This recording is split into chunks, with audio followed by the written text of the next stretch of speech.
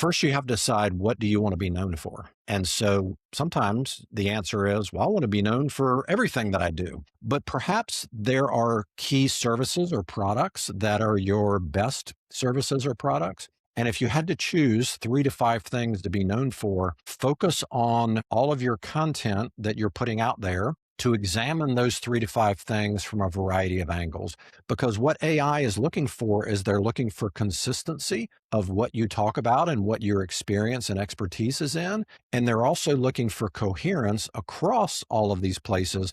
Are you saying the same thing over and over? And so when the business owner at Thrive came to me and said, Jimmy, I want you to be the face of the brand, I needed to decide, what did I want to be known for? And so if you look at all of the content that I produced over the last year, it's very clear when I type in who is Jimmy Gibson, what it picks up and the consistency of the message that I have communicated. And so that actually frees you up not to talk about 20 different things, right? Pick 3 to 5 things and make sure you're examining all of those topics from every angle. And then the other thing that I would say is be passionate about what you talk about, give examples, give case studies, talk about the struggles. And so I'm going to hold up my left hand for those of you who are watching. For those of you who are listening, just know that I'm holding up my left hand.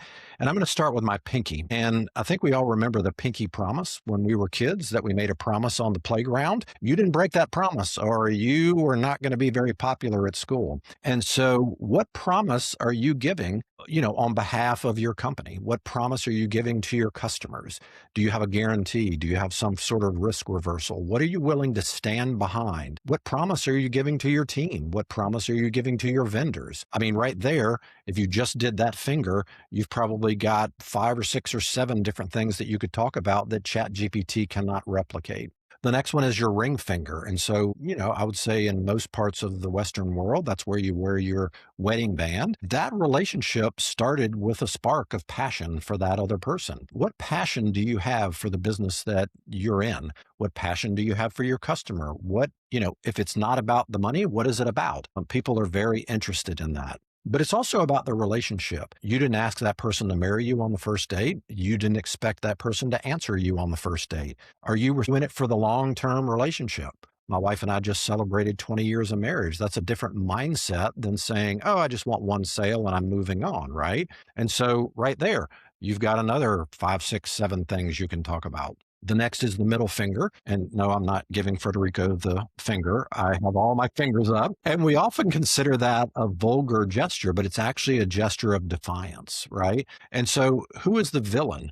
Who's the enemy of your brand? People love to rally around a cause. What are your employees fighting for? Are they fighting for your customer? Is your product or service the best that it can be? Go ahead and name your villain. Your customers want to rally around something they believe in. So do your vendors. It could be a person, a company, an ideology. And there's ways to do it respectfully. You don't have to trash the competitor, but if you truly believe your product or service is going to save somebody or give somebody what they're looking for, then it's your responsibility to name the alternative that is not going to get them what they're looking for. And so right there, I probably gave you 10 or 15 different ways to express the middle finger.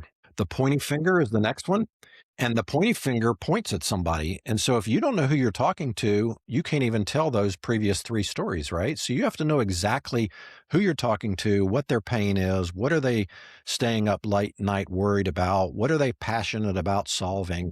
Right there, you've got a ton of things to talk about that ChatGPT can't write for you. The next one is the thumb, and that's the universal symbol for, hey, things are going great, or thumbs down, things are not going so great. If you just had a KPI dashboard that was thumbs up or thumbs down and no wishy-washy in the middle, it'd be pretty clear to know if you were succeeding or not.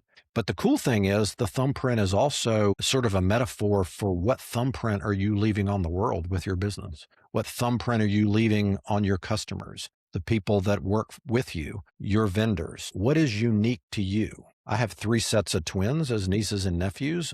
They actually can open each other's phones with their Face ID, but they can't open it with their thumb. That's unique to every one of us. And so, right there, just you carry this hand around with you all day. I've probably given you 50 or 60 different things that you can talk about that are unique to you, that hit on all of those experience, expertise, authoritativeness, and trustworthiness. And when you get stuck, just rotate through those fingers and you will have a world of content that'll probably last you a year.